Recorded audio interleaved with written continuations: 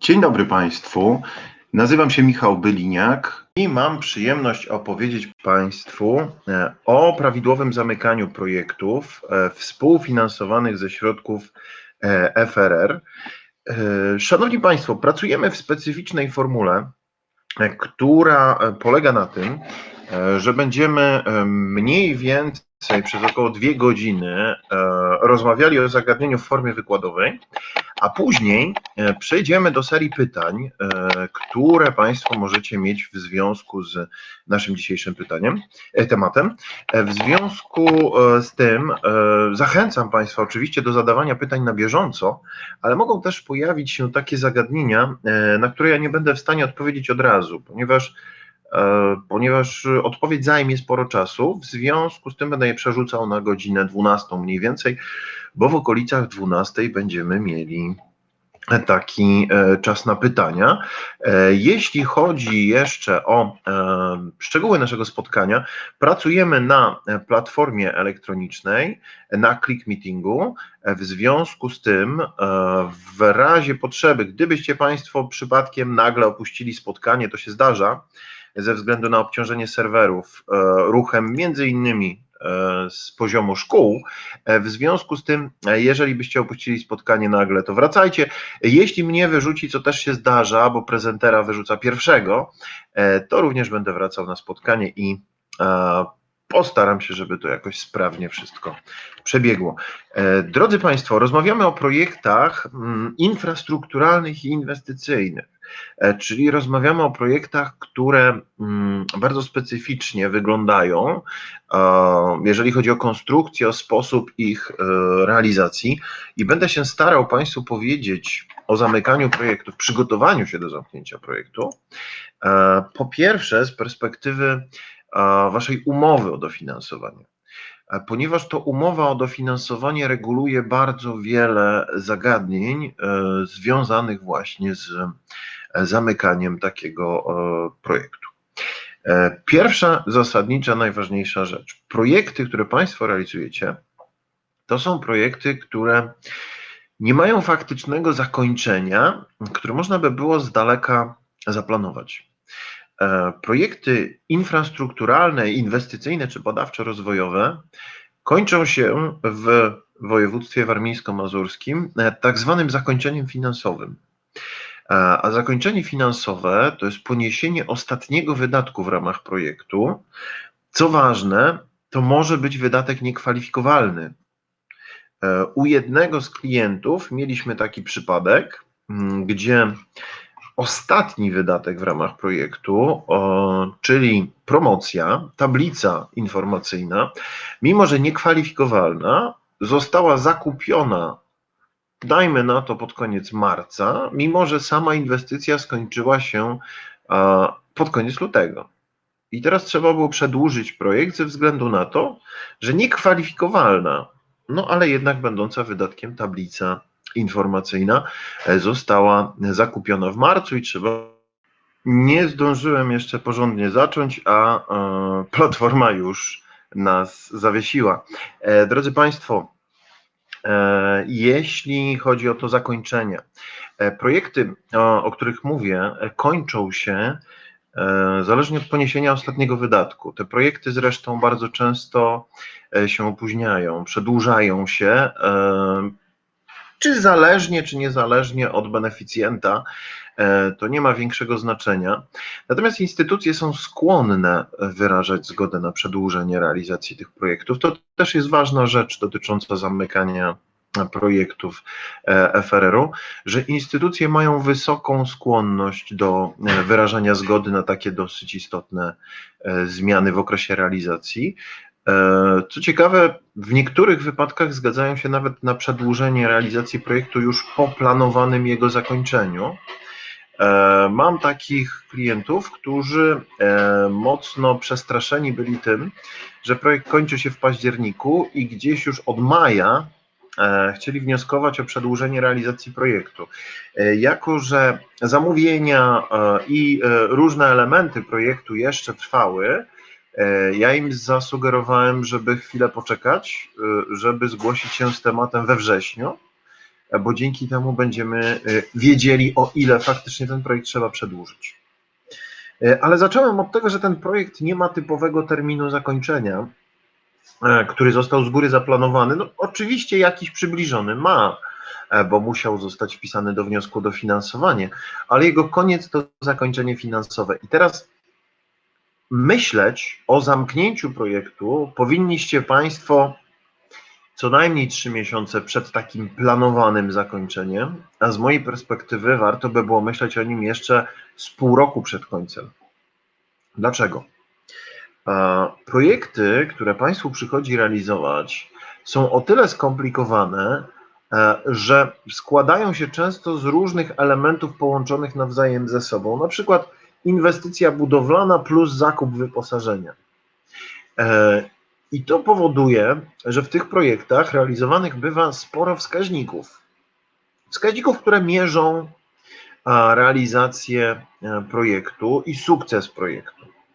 I teraz wtedy, kiedy ja osiągnę założone wskaźniki, ten projekt będzie rozliczony w całości, zresztą dzisiaj jeszcze Państwu o tym opowiem.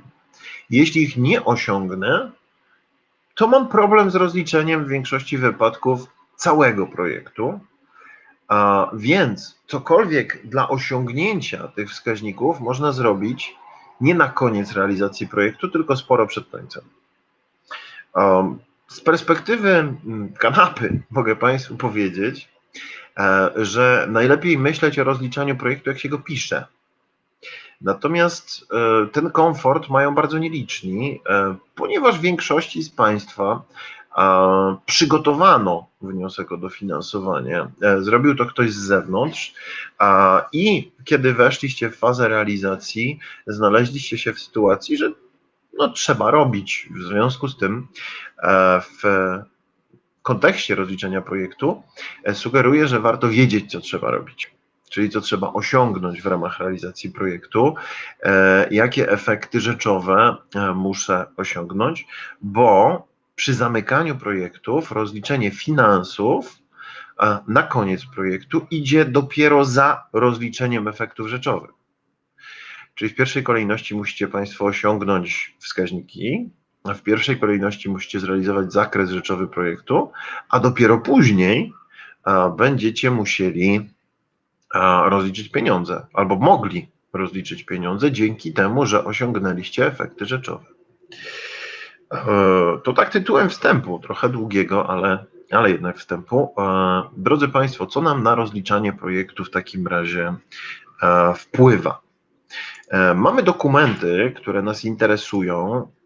To po pierwsze rozporządzenie Parlamentu Europejskiego i Rady, które dotyczy trwałości, w sensie artykuł 71, który dotyczy trwałości i ta trwałość będzie bardzo ważna, będę dzisiaj o niej opowiadał. Po drugie, to wytyczne kwalifikowalności wydatków, które tak naprawdę stanowią zasady gry w rozliczaniu projektów. W związku z tym trzeba mieć to cały czas z tyłu głowy, jak te wydatki będą dokumentowane, w jaki sposób projekt będę zamykał. No i pisma, interpretacje i stanowiska instytucji, czy to zarządzającej, czy pośredniczącej, które ewentualnie będą wpływać na Państwa realizację projektu, czy będą wyjaśniać, w jaki sposób macie osiągnąć efekty rzeczowe. Najważniejszy w tym wszystkim jest jednak wniosek o dofinansowanie. Dlaczego? To we wniosku macie Państwo opisane, jakie działania macie podjąć i jakie działania macie zrealizować. We wniosku macie te wskaźniki, o których powiedziałem, sposób ich osiągnięcia i moment, w którym należy to zrobić, czyli sposób i źródło weryfikacji, tak zwane. I na tej podstawie będziecie Państwo wiedzieli, kiedy macie być gotowi z danym efektem, bo niektóre z nich, wskaźniki produktu, muszą zostać zrealizowane na zakończenie realizacji projektu, a niektóre z nich, wskaźniki rezultatu, na przykład rezultatu długoterminowego, a będą mierzone nawet do 12 miesięcy po zakończeniu realizacji projektu. Czyli musicie wiedzieć, co macie do osiągnięcia i w jaki sposób macie to zrobić. Czyli wniosek o dofinansowanie. Miejmy nadzieję, że nie będziemy mieli więcej takich przygód. Przy czym to jest kwestia też między innymi platformy, ponieważ w ubiegłym tygodniu prowadząc zajęcia na innych platformach ani razu nie zdarzyła mi się wywrotka, więc po prostu niektóre z nich są bardziej podatne, niektóre mniej. Drodzy Państwo, byłem przy zagadnieniach dotyczących wniosku o dofinansowanie. Czytajcie te swoje wnioski, bo zapoznanie się z wnioskiem powoduje, że w momencie, kiedy Państwo realizujecie projekt, to wiecie, na czym się macie skupić. Wiecie o tym, że macie do osiągnięcia mniej lub bardziej realny efekt. Ja mówię zupełnie poważnie, że część z nich może być nierealna. Ten zewnętrzny autor niejednokrotnie przygotuje wniosek o dofinansowanie tak, żeby on dostał dofinansowanie, ale nie do końca będzie się przejmować tym, czy ten projekt da się zrealizować. I mam okazję regularnie, szkolę sporo opiekunów i kontrolerów również w kraju, i mam okazję regularnie rozmawiać z opiekunami w instytucjach, którzy mówią, no słuchaj, biorę wniosek do ręki i widzę, że autor projektu wiedział, że nie będzie tego realizował, że beneficjentowi przyjdzie się z tym boksować, a autor za realizację już nie odpowiada. Więc drodzy, musicie wiedzieć, co macie do osiągnięcia. Były takie przypadki w kraju, gdzie na przykład jeden z samorządów budował ścieżkę rowerową, a wskaźnik, który sobie założył, to była liczba użytkowników. Postawił na ścieżce rowerowej licznik, taki pionowy słupek, który miał w sobie wbudowaną fotokomórkę i mierzył, liczył użytkowników, którzy na rowerach przejeżdżają. I w momencie, kiedy beneficjent po 12 miesiącach od zakończenia projektu spostrzegł, że no nie osiągnął tego zakładanego efektu, no to niestety, żeby go osiągnąć, wysłał swoich pracowników, którzy wkoło tego słupka chodzili, żeby dać się policzyć. A fotokomórka oczywiście nie odróżniała pieszego od rowerzysty i oni wykonali kilkaset kółek w kilka osób dookoła słupka, myślę, że może się w głowie zakręcić, i osiągnęli ten efekt. Ja wolałbym, żebyście Państwo nie musieli chodzić wkoło słupka, mówiąc obrazowo, tylko żebyście osiągnęli efekty, bo wiecie, jakie one są do zrobienia. Ewentualnie, jeśli są zupełnie nierealne, niemożliwe do osiągnięcia, czy to ze względu pandemii, która nam w tej chwili niestety życie uprzykrza, czy to ze względu na jakiekolwiek inne czynniki, na przykład jakiś błąd rachunkowy, to żebyście zdążyli zmienić te wskaźniki, zanim projekt Wam się skończy. O zamykaniu nie myśli się absolutnie na etapie zakończenia projektu, czy po zakończeniu projektu, a myśli się jeszcze w trakcie realizacji i to, tak jak mówię, 3-6 miesięcy przed końcem. Najlepiej myśleć o tym, co mam do zrobienia w projekcie od samego początku jego realizacji. Czyli wniosek, umowa, wytyczne kwalifikowalności, no i wniosek o płatność końcowy jako narzędzie, które będzie nam służyło do rozliczania tego typu projektów i tym sposobem będziemy mieli komplet. I na tej podstawie będziemy mogli sobie projekt rozliczać. Więc może na początek pokażę Państwu umowę o dofinansowanie, po to, żebyście wiedzieli, jakie zobowiązania pojawiają się w obszarze realizacji takiego projektu i zamykania takiego projektu wewnątrz umowy. Co będziecie musieli osiągnąć, zrealizować i w jaki sposób to się robi. I na tej podstawie będziemy sobie mogli rozmawiać dalej o obowiązkach wynikających z wytycznych i sposobie konstruowania końcowych wniosków o płatność. Za chwilę udostępnię Państwu swój ekran i zobaczycie, jakie zobowiązania macie zgodnie z wzorem umowy o dofinansowanie. Umowa, którą będę pokazywał, to będzie najnowsza z umów, jakie nam w tej chwili w województwie obowiązują, ale bardzo podobna do wszystkich pozostałych wzorów, które były stosowane. Myślę tak, widzicie już wzór umowy i teraz co w tej umowie dla zamykania projektu będzie najważniejsze? No, czy może nie najważniejsze, ale ważne, ponieważ takich ważnych rzeczy jest kilka. W słowniku pod numerem 33 pojawia się takie zjawisko, czyli pierwszy paragraf, punkt 33, pojawia się takie zjawisko, które nazywa się regułą proporcjonalności. Dlaczego warto na nią zwrócić uwagę? Dlaczego ona jest istotna? Proszę Państwa, reguła proporcjonalności to jest mechanizm rozliczania projektu według stopnia osiągnięcia wskaźników. To w ogóle jest narzędzie, które pochodzi z EFES-u, z projektów społecznych, z projektów edukacyjnych, szkoleniowych, ale zostało przeniesione na grunt projektów FRR-u i reguła polega na tym, że jeśli nie osiągniecie w całości wskaźnika, to instytucja proporcjonalnie rozliczy Państwu wydatki do stopnia osiągnięcia tego wskaźnika. W projektach FRR-u problem polega na tym, że w bardzo wielu przypadkach ten wskaźnik albo jest osiągnięty w całości, albo wcale. W związku z tym, jeśli nie osiągniecie efektu rzeczowego projektu, to nie rozliczycie wydatków. A mechanizm jest stosowany tylko w końcowym wniosku o płatność, więc dotyczy tylko finalnego rozliczenia projektu, więc reguła proporcjonalności jest bardzo ważnym elementem zamykania. Tak naprawdę jest elementem, którego trzeba po prostu uniknąć. I jeśli faktycznie uda mi się osiągnąć efekty rzeczowe, to reguła proporcjonalności mi nie grozi. Jak widzicie, pierwsze z zagadnień już w słowniku się znajduje. Oczywiście w tej chwili, żeby wszystko było jasne, w tej chwili w czasie pandemii osiąganie tych wskaźników bywa trudniejsze. Bywa trudniejsze ze względu na przykład na problemy z dostawami wyposażenia czy maszyn, które chcielibyśmy zamówić, które chcielibyśmy osiągnąć, ponieważ ze względu na sytuację na świecie raczej spora część producentów albo nie pracuje, albo pracuje ze sporymi opóźnieniami, no i po prostu nie da się tego osiągnąć już natychmiast. Ale to powoduje konieczność przedłużenia realizacji projektu, a nie jego zaprzestania czy zawieszenia w jakikolwiek sposób.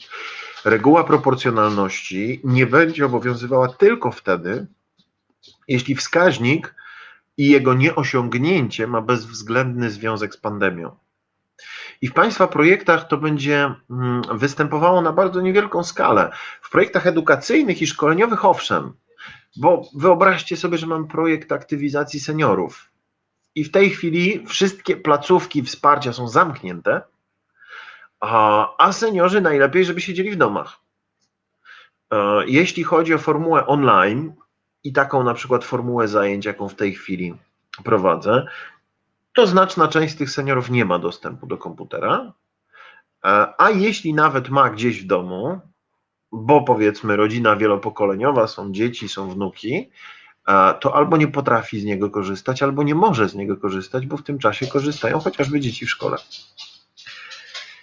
I tym sposobem nie da się osiągnąć wskaźnika w okresie realizacji projektu, a na horyzoncie, jeżeli chodzi o pandemię, poprawy nie widać. W związku z tym taki beneficjent może się zwrócić, powiedzieć: nie stosujcie proszę reguły, ponieważ ja nie jestem w stanie tego zrealizować w takim kształcie, w jakim było założone. Jeśli Państwo macie roboty budowlane, dostawy sprzętu, dostawy wyposażenia, maszyn, w takiej sytuacji pandemia może wpłynąć na opóźnienie, ale raczej nie wpłynie na niemożliwość osiągnięcia celów projektu.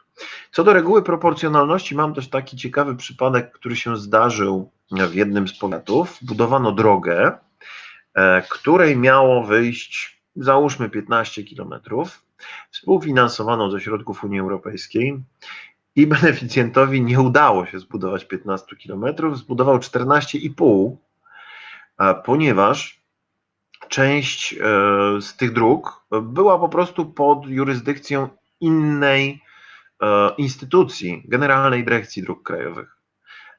No i nie dało się po prostu dobudować drogi, która nie należy do mnie. W związku z tym osiągnięto 14,5 z 15 i tę 1/30, bo taka to będzie wartość, po prostu z rozliczenia odjęto ze względu na nieosiągnięcie wskaźnika pod tytułem liczba kilometrów nowo wybudowanych dróg. Uważajcie proszę na regułę proporcjonalności, ona jest dosyć niebezpieczna. Odnosząc się do pandemii, mogę się odnieść do 38 punktu słownika. Tutaj mamy siłę wyższą. Działanie siły wyższej na czas jej działania zwalnia z realizacji obowiązków umowy, przy czym siła wyższa to działania, które są zupełnie niezależne od beneficjenta, które utrudniają wykonanie zobowiązań umowy. Załóżmy, że Państwo macie budowę, która została podtopiona. Zalało ją i w tej chwili nie możemy realizować pewnych obowiązków. To jasne, że na czas usuwania skutków jesteście Państwo zwolnieni z realizacji obowiązków umowy, więc zwrócicie się do instytucji z prośbą o wyrażenie zgody na przedłużenie realizacji projektu, właśnie dlatego, że nastąpiła awaria, że mieliśmy określony problem związany z zalaniem. Jeśli chodzi o słownik, to więcej nie będę wyciągał żadnych dodatkowych informacji, ponieważ te dwie są najważniejsze dla zamykania projektów. Bardzo ważne natomiast jest, proszę Państwa, rozliczenie dofinansowania. Część z Państwa pochodzi z podmiotów publicznych, pracuje w podmiotach publicznych, w związku z tym warto zaznaczyć tak zwany montaż finansowy.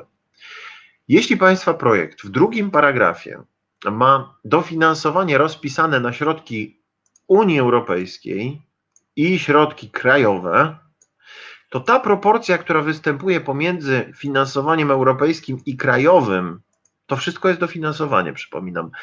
To są środki dofinansowania, do których kraj dokłada swój kawałek. Ta proporcja musi być zachowana w rozliczeniu. Czyli w końcowym wniosku o płatność zostanie sprawdzone, czy finansowanie unijne i finansowanie krajowe schodzi się ze sobą w proporcji, która jest tu zawarta w drugim paragrafie umowy. I tego trzeba przypilnować. Jeśli chodzi o podmiot publiczny, to są paragrafy klasyfikacji budżetowej, tak zwane 7 i 9. Wkład własny. Bardzo ważna rzecz. Wkład pojawia się tuż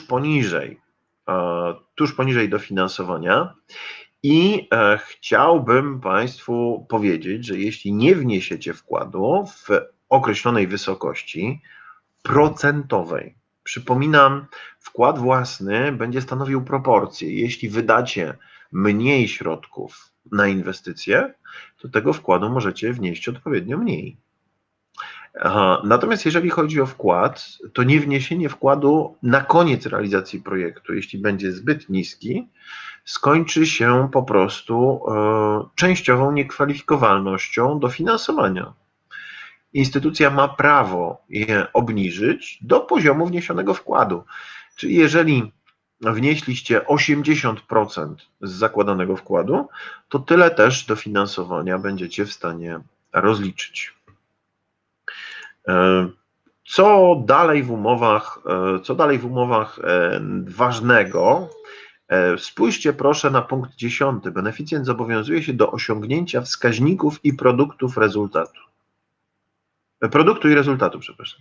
One wszystkie mają zostać osiągnięte w co najmniej 100%, żeby nie było zagrożenia regułą proporcjonalności. I to jest Państwa najważniejsze zobowiązanie w umowie. Jako że część ze wskaźników będzie realizowana do 12 miesięcy po zakończeniu realizacji projektu, trzeba się po prostu przymierzyć do tego, czy one faktycznie zostaną osiągnięte. Jeśli nie zostaną osiągnięte, no to będziemy mieli kwestię odpowiedzialności finansowej. Jeśli chodzi o kwalifikowalność wydatków, to instytucja w umowie o dofinansowanie zaznacza, że ocena kwalifikowalności może następować po zakończeniu realizacji. I tu pojawia się po prostu zagadnienie trwałości. Trwałości projektu, który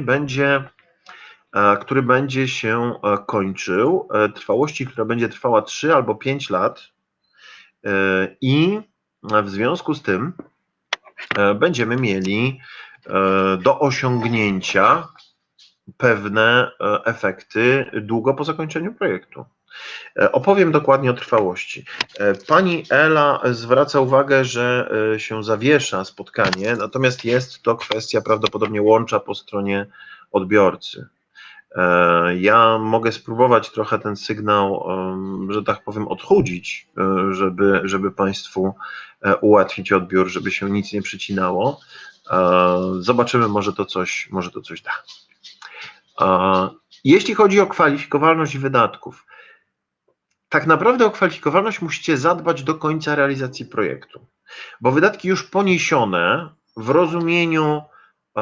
rozumieniu te, które mamy już na wyciągu bankowym, zmodyfikować się w żaden sposób nie dają. Nie ma możliwości ich zmiany, nie ma możliwości ich poprawy. Natomiast po prostu w fazie realizacji musimy o to zadbać.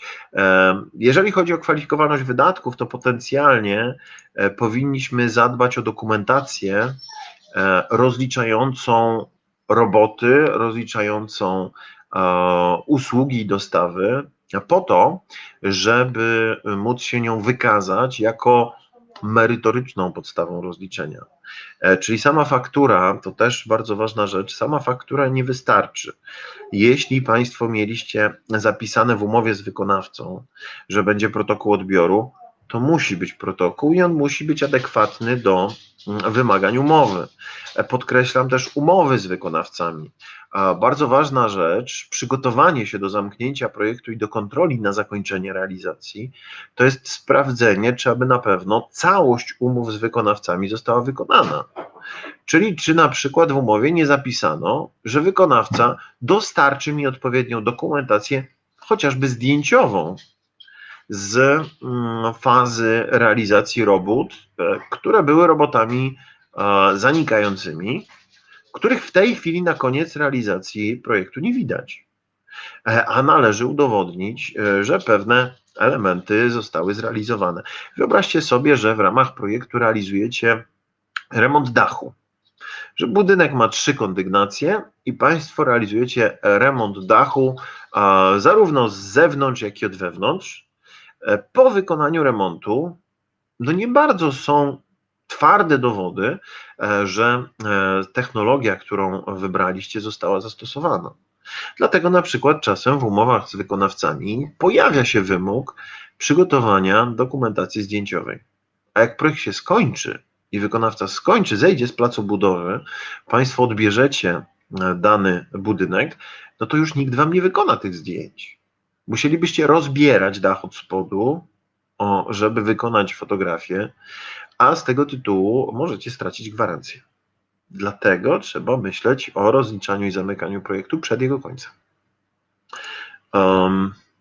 Jeśli chodzi o okres realizacji, zapowiadałem już Państwu zakończenie finansowe. To zakończenie projektu będzie oznaczało, że poniosłem już ostatni wydatek w ramach projektu i to od tego dnia będzie się liczyło termin składania końcowego wniosku o płatność. W umowie warto jeszcze Państwu zwrócić uwagę na partnerstwo, ponieważ takie projekty czasem się zdarzają. Zdarzają się projekty partnerskie, które będą realizowane w tej formule jako projekty 2 beneficjentów powiązane ze sobą, w zasadzie jeden projekt w 2 częściach powiązanych ze sobą. I teraz w projekcie partnerskim za końcowe rozliczenie, za końcowy efekt jego realizacji odpowiada beneficjent. Zwracam uwagę na to, że to nie partner, tylko beneficjent odpowiada za działania partnera. Czyli myśląc o zakończeniu w projekcie partnerskim, trzeba myśleć jeszcze o sprawdzeniu, czy partner ma wszystkie dokumenty i czy osiągnął wszystkie efekty. No to jest specyfika projektu partnerskiego, gdzie partner nie jest stroną umowy o dofinansowanie. Po prostu nie jest dla instytucji, która podpisuje z Wami umowę, nie jest w ogóle stroną do dyskusji. Proszę Państwa, jeśli chodzi o wnioski o płatność, mamy paragraf, który nazywa się składanie wniosku o płatność. Ważna rzecz, końcowy wniosek o płatność. Trzeba go złożyć do 30 dni od zakończenia finansowego. Czyli jest to rodzaj wniosku, który będziemy musieli przygotować. Nie będziemy mieli jakoś specjalnie dużo czasu, a będzie trzeba podsumować wszystkie efekty projektu, które dotychczas udało się osiągnąć. Czyli będzie trzeba podsumować wszystkie dokumenty merytoryczne, protokoły, porozliczać wszystkie umowy, sprawdzić, czy mamy wszystkie załączniki, które były wymagane, na przykład dokumentacje techniczne czy fotograficzne związane z realizacją projektu i dopiero wtedy będziemy mówili o zamknięciu projektu. I tu pomocne mogą być załączniki do wniosku o płatność. Wniosek końcowy nie różni się w zasadzie niczym od wniosków pośrednich. Będę Państwu pokazywał ten formularz w ESL-u, natomiast pokrótce, ponieważ jeżeli chodzi o wniosek końcowy, on tylko jest ostatnim z serii. On nie podsumowuje, nie gromadzi w sobie wszystkich wydatków projektu, on rozlicza w całości tylko wszystkie wskaźniki, czyli podsumowuje ich zrealizowanie, ich osiągnięcie, ale nie odpowiada za jakieś łączne, to nie jest kumulacja wszystkich poprzednich wniosków. Ta lista, która się znajduje w umowie załączników, może Państwu pomóc w sprawdzeniu, czy na koniec projektu mam wszystko. Załącznikami są faktury lub inne dokumenty o równoważnej wartości dowodowej, czyli muszę mieć już wystawione i opłacone w całości wszystkie dokumenty księgowe w projekcie. A dalej dokumenty potwierdzające odbiór materiałów, rzeczy, urządzeń, dostaw czy robót. Ważna rzecz, żeby po prostu skompletować wszystkie protokoły, którymi odbierałem dostarczone wyposażenie, którymi odbierałem różnego rodzaju sprzęt, który trzeba było w projekcie uzyskać. Później protokoły odbioru, jeśli ich obowiązek przygotowania wynika z umowy z wykonawcą albo przepisów prawa, czyli chociażby odbioru budowlanego, taki protokół. Potem wyciągi bankowe, no ale jeśli Państwo posługujecie się rachunkiem bankowym projektu, to wyciągi będzie można łatwo wygenerować. No i inne dokumenty. Trzeba, myśląc o zakończeniu projektu, podsumować i sprawdzić wszystkie umowy. Tak jak powiedziałem, czy są zrealizowane, wykonane, czy cały ich zakres jest zrobiony. W przypadku rozliczeń końcowych związanych z nieruchomością, która była kupowana albo wnoszona w projekcie, to jeszcze trzeba myśleć o tym, że na dzień rozliczenia muszę mieć ważny operat szacunkowy, który tę wartość będzie potwierdzał. I bardzo ważna rzecz dotycząca VAT-u, tutaj pod 6 zapisana, kwestia kwalifikowalności VAT-u. O właśnie, pani Magdalena zadaje pytanie wyprzedzające. Ja zaczynam właśnie o tym mówić. Jeśli mówimy o końcowym wniosku o płatność, to w sytuacji, kiedy VAT jest kwalifikowalny, czyli w sytuacji, kiedy koszty w ramach projektu są finansowane w wysokościach brutto, w takiej sytuacji muszę uzyskać interpretację od dyrektora Krajowej Informacji Skarbowej. Do końcowego wniosku o płatność taką interpretację powinienem załączyć. I teraz tylko w sytuacji, kiedy VAT jest kwalifikowalny. W pozostałych przypadkach nie mam takiego obowiązku i zwracam uwagę, że przygotowanie takiej interpretacji to jest kwestia 2 do 4 miesięcy. Koszt prawie żaden, około 40 zł za wydanie takiej interpretacji, ale po pierwsze trochę pracy wymaga stworzenie wniosku o wydanie interpretacji, a po drugie trzeba trochę poczekać, ewentualnie uzupełnić wniosek. Odpowiadam teraz na pytanie pani Magdaleny, na kogo powinna być interpretacja dotycząca VAT-u? Czy na powiat, czy na starostwo? Powinna być na podmiot, który jest beneficjentem. Bo to beneficjent musi taką interpretacją się wykazać. Więc jeśli jako beneficjent we wniosku o dofinansowanie jest powiat, to na powiat. Zakładam, że wpisany jest powiat. Przy czym oczywiście we wnioskach o dofinansowanie różnie to bywa skonstruowane. Bardzo ważne, że to beneficjent, czyli ten, kto został wpisany do wniosku, ten musi uzyskać tę interpretację. Oczywiście, jeżeli chodzi o projekty partnerskie i jeśli mamy partnera w projekcie, to również partner musi uzyskać, jeśli VAT ma kwalifikowalny. Czyli trzeba przypilnować tematu bardzo, bo każdy podmiot, który ponosi takie wydatki w projekcie, które zawierają kwalifikowalny VAT, będzie musiał w końcowym wniosku o płatność się tą interpretacją wykazać. Bardzo częsty błąd beneficjentów: nie mają tej interpretacji na dzień złożenia końcowego wniosku o płatność. Dopiero wnioskują o nią, albo już po złożeniu wniosku dowiadują się, że ją muszą mieć, i tym sposobem rozliczenie projektu przedłuża się o kilka miesięcy, tak też przedłuża się trwałość w ramach projektu. Pani Magdalena zaznaczyła, że w umowie jest o podmiotach faktycznie ponoszących wydatki. Tak, powiedziałem przed chwilą o tym.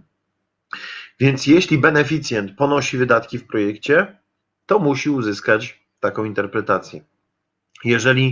Jeżeli starostwo będzie ponosiło i powiat będzie ponosił, załóżmy oba podmioty, to oba muszą mieć taką interpretację. Każdy, kto ma kwalifikowalny VAT, musi ją mieć. Natomiast ja zakładam w takim podstawowym wariancie, że wszystkie wydatki w projekcie ponosi beneficjent. Oczywiście, jeżeli jest inaczej, to każdy, kto je ponosi, ma mieć taką interpretację. Końcowy wniosek o płatność, tak jak powiedziałem, 30 dni od zakończenia finansowego realizacji projektu. Jeśli składacie końcowy wniosek o płatność, a jeszcze nie macie zatwierdzonego poprzedniego wniosku, pośredniego, to wstrzymajcie się proszę. W tych projektach infrastrukturalnych i inwestycyjnych nie składa się kolejnego wniosku, dopóki poprzedni nie został zatwierdzony. Więc tutaj również 30 dni liczy się albo od zakończenia finansowego, albo jeśli jeszcze poprzedni wniosek o płatność nie został zatwierdzony, to od zatwierdzenia poprzedniego wniosku. Zależnie od tego, które z tych zdarzeń wystąpi później. Jeśli mówimy o składaniu wniosków końcowych, powiedziałem Państwu o tym, że nie różnią się niczym w kształcie. I tak jest.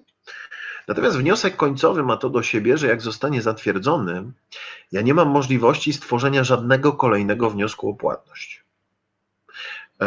I to powoduje, że jeśli zapomniałem o jakimś drobnym wydatku, no chociażby takiej tablicy informacyjnej, która nie została ujęta we wniosku o płatność, a miała być kwalifikowalna, to nikt mi już go nie rozliczy tego wydatku po zatwierdzeniu końcowego wniosku o płatność. Jeszcze ważna rzecz dotycząca wskaźników. Te wskaźniki, których nie osiągnęliście jeszcze na moment zakończenia realizacji i nie osiągnęliście ich również do 30 dni po zakończeniu. Czyli składacie końcowy wniosek o płatność, który zawiera wartość 0, na przykład przy ilości wyprodukowanej energii. Energii wyprodukowanej przez instalację, powiedzmy, fotowoltaiczną. W takiej sytuacji musimy sprawozdać z osiągnięcia wskaźnika dopiero po zakończeniu tego okresu, w którym się go mierzy, I będziemy to robić pisemnie, ale już poza wnioskiem o płatność, bo końcowy wniosek o płatność zostanie już na pewno, prawie na pewno zatwierdzony przez instytucję. OK. W takim razie, jeżeli chodzi o mierzenie i pilnowanie wskaźników, bardzo proszę czujnie postępować i pamiętać o tym, że po prostu niektóre z nich nie muszą jeszcze w końcowym wniosku o płatność być sprawozdane. Pojawiły się pytania, czy w przypadku tablicy należy przedłużyć okres realizacji projektu. Tego przykładu z tablicą, gdzie projekt finansowo teoretycznie skończył się z końcem lutego, a w marcu zakupiono tablicę informacyjną, która jest nawet niekwalifikowalna. Tak, koniecznie trzeba przedłużyć realizację. Starałem się przekonać Urząd Marszałkowski, że jest to wydatek niekwalifikowalny, w związku z tym nie wpływa na zakończenie finansowe i dalej stoję na tym stanowisku, że nie wpływa, natomiast żeby nie walczyć bez potrzeby, to na życzenie Urzędu Marszałkowskiego zawnioskowaliśmy o przedłużenie realizacji. Jak instytucja zarządzająca odnosi się do przypadków, w których wskaźnik jest wyższy niż zakładaliśmy? To jest kolejne pytanie. No, nie będzie dziękować. To mogę od razu odpowiedzieć. Przychylnie, w porządku. Jeśli wskaźnik został osiągnięty powyżej 100%, wszystko jest w porządku, natomiast wdzięczności nie należy się spodziewać. Ten system wygląda w ten sposób, że jeżeli osiągniemy wskaźnik poniżej 100%, to prawdopodobnie zostaniemy ukarani, a jeżeli osiągniemy powyżej 100, to nagrodzeni nie będziemy. Wszystko jest w porządku, może się okazać nawet, że wartość tego wskaźnika zostanie dwukrotnie przekroczona, że jakieś szacunki dotyczące chociażby ilości wyprodukowanej energii były bardzo, bardzo ostrożne i teraz okazuje się nagle, że mamy dużo więcej. Nic się nie dzieje, wszystko jest w porządku, natomiast żadnej premii z tego tytułu, nagrody z tego tytułu nie będzie. Widzę, że Państwo tam formułujecie jeszcze jakieś pytania, więc będę śledził i dalej opowiadał o przekazaniu dofinansowania. Spójrzcie proszę, płatność końcowa. To jest zjawisko, które występuje po zatwierdzeniu końcowego wniosku o płatność. Czyli w projektach infrastrukturalnych będziemy mieli taką charakterystyczną cechę, że nie dostaniecie Państwo wszystkiego w ramach zaliczki. 5% środków zostaje na tak zwaną płatność końcową, która przychodzi po zatwierdzeniu końcowego wniosku o płatność. Oczywiście, jeśli nie wydaliście tych 5%, to nie dostaniecie płatności końcowej, ale jeżeli ponieśliście wszystkie wydatki projektu, to te 5% przychodzi dopiero po zatwierdzeniu końcowego wniosku o płatność. Co bardzo ważne, trwałość liczy się od tej płatności. Jeśli nie będzie tej płatności, to liczy się od zatwierdzenia końcowego wniosku o płatność. Pani Magdalena pyta, czy w ramach projektu, jeśli w ramach projektu mieliście przeszkolić 100 osób, a przeszkoliliście 110, czy instytucja nie będzie miała problemów ze wskaźnikiem? Nie. Pewne swojego czasu, gdzieś tam jeszcze kilka lat temu, pojawiały się wątpliwości, czy to nie było przypadkiem przeszacowanie budżetu. Nie, jeśli osiągniecie powyżej 100% wskaźnika, nawet w przypadku szkoleń, nie będzie z tym problemu. Sprawozdacie ze wskaźnika i tyle. Jakaś wartość dodana jest potencjalnie wygenerowana przez projekt. Czyli efekt jest trochę większy, ale poza tym nic problematycznego w tym nie ma. Pan Tomasz pytał o konsekwencje. Tak, oczywiście. Konsekwencje osiągnięcia wskaźnika powyżej 100%. Ja trochę ironizowałem na temat tego braku nagrody, natomiast nie ma żadnych negatywnych konsekwencji ze względu na osiągnięcie wskaźnika powyżej 100%. Pan Paweł podpowiada, że instytucja żąda zmodyfikowania wniosku w zakresie wskaźników, czyli zwiększenia wartości docelowej tych wskaźników. To się zdarza, nie jest to bardzo częste. To też zależy od tego, jaki to wskaźnik i kiedy był mierzony, bo jeżeli na zakończenie to wszystko w porządku, a jeżeli powiedzmy 12 miesięcy po zakończeniu, to już nikt wniosku o dofinansowanie zmieniać raczej nie będzie, ale może się zdarzyć, że instytucja zażąda zwiększenia wartości tych wskaźników, wartości docelowej. Przy czym raczej w przypadku, kiedy to w końcowym wniosku o płatność już sprawozdajecie z tego. Czy osiągnięcie wyższych wskaźników trzeba uzgodnić wcześniej z instytucją, czy nie każą za nadwyżkę zwracać? Pyta pani Urszula. Pani Urszulo, pyta pani o nadmierne wydanie przyznanych środków. Jeśli wydacie państwo 100% dofinansowania, to rozliczą państwu 100%. Jeżeli wydacie 130%, czyli poniesiecie dodatkowe wydatki na osiągnięcie wskaźnika powyżej 100%, to i tak rozliczą wam te planowane 100%. Nigdy nie rozliczą państwu więcej. Za nadwyżkę nie zwraca się żadnych, za nadwyżkę wskaźnika nie zwraca się żadnych środków. Natomiast jeśli nadwyżka wskaźnika kosztowała państwa więcej niż zakładał budżet, to bardzo mi przykro, tej nadwyżki wydatków nikt państwu nie dołoży. O płatności końcowej powiedziałem. Powinienem powiedzieć jeszcze o samej procedurze zatwierdzania końcowego wniosku o płatność. Końcowy wniosek o płatność zostaje złożony przez beneficjenta do 30 dni po zakończeniu i w tym momencie, kiedy złożę wniosek, instytucja go bada, sprawdza wszystkie dowody na osiągnięcie wskaźników, to jest bardzo ważne, bo to właśnie w końcowym wniosku się takie rzeczy dzieją, w szczegółach, no bo to już jest ostatni wniosek i dalej ciężko będzie weryfikować jeszcze cokolwiek w projekcie z wyjątkiem trwałości. I bardzo często warunkiem zatwierdzenia końcowego wniosku o płatność jest kontrola na zakończenie. Czyli kontrola, która bada, czy osiągnięto wszystkie efekty rzeczowe projektu, czy osiągnięto wszystkie warunki związane z jego realizacją, czy faktycznie odebrano nowy budynek, czy dostarczono maszyny. I taka kontrola może odbyć się w miejscu realizacji projektu albo w siedzibie beneficjenta, żeby na przykład zobaczyć, czy faktycznie budynek stoi. No zdarzył mi się taki przypadek, że nie stał. No więc jak widać, te kontrole bywają potrzebne. Ale w tej chwili ze względu na panującą pandemię część z instytucji, większość instytucji nie prowadzi stacjonarnych kontroli.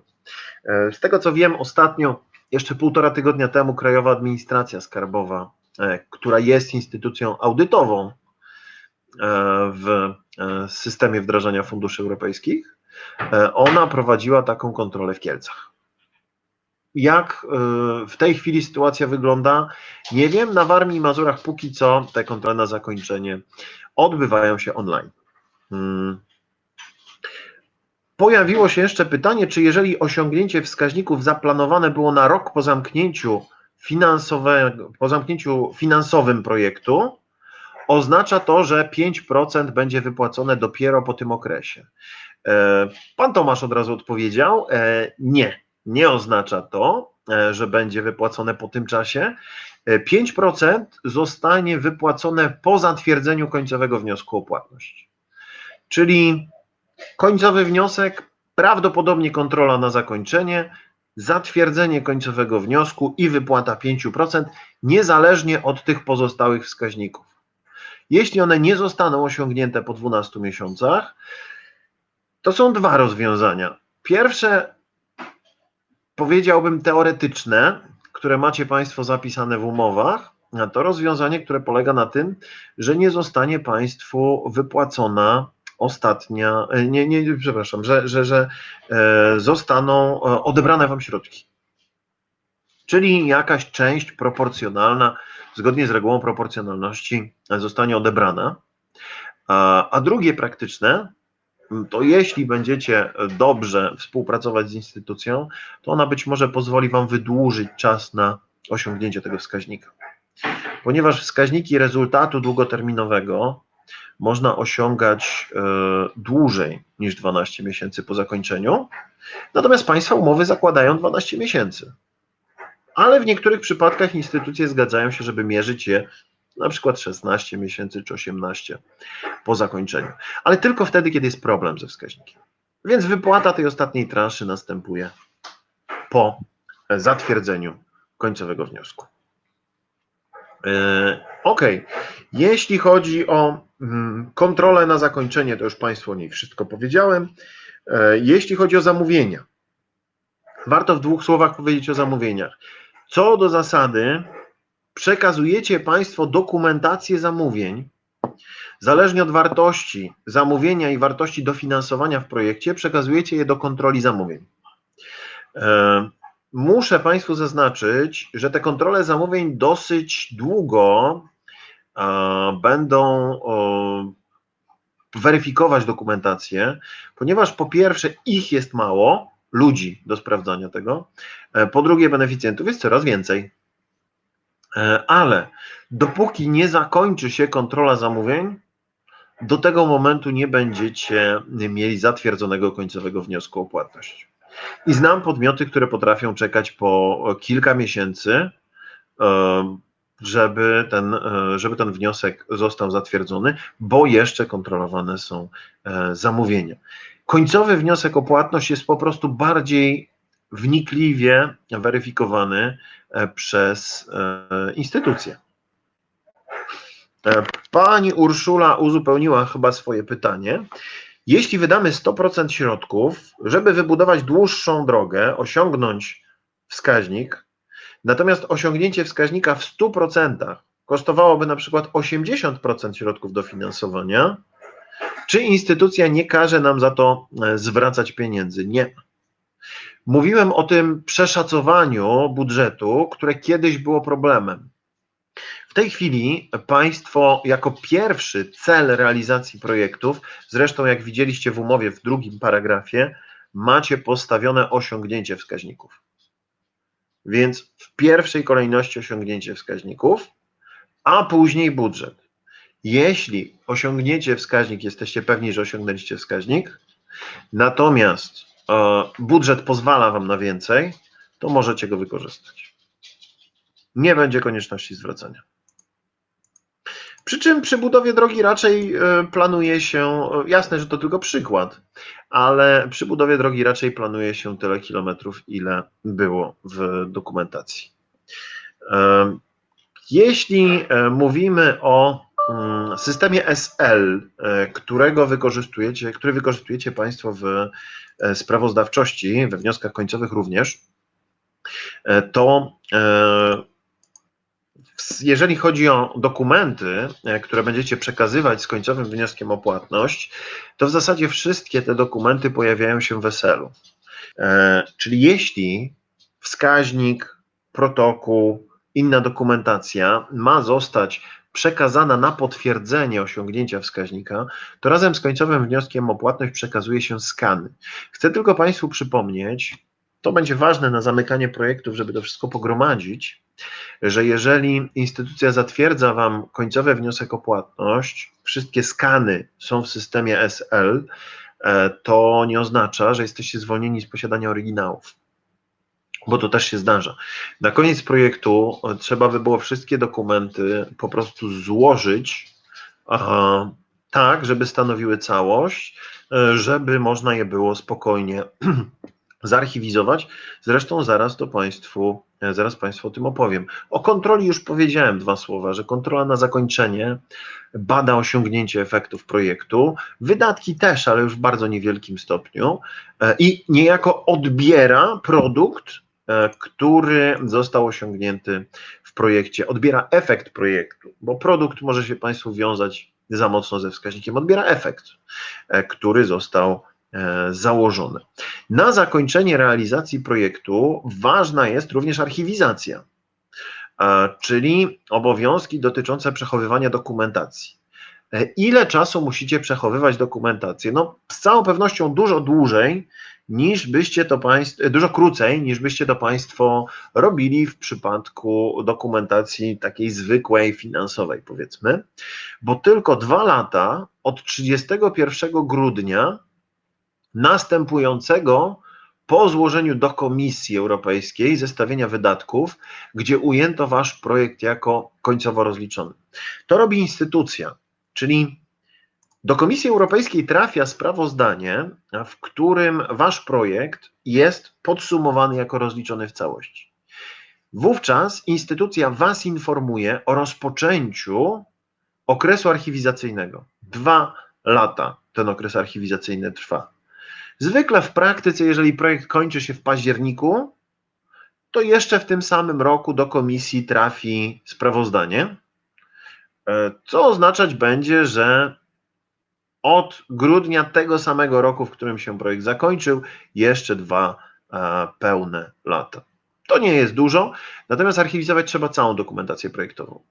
I protokoły odbioru, i umowy z wykonawcami. Dokumenty księgowe to jasna sprawa, ale dokumenty księgowe trzyma się dużo dłużej, więc wszystkie te dokumenty musicie Państwo zarchiwizować i przechowywać.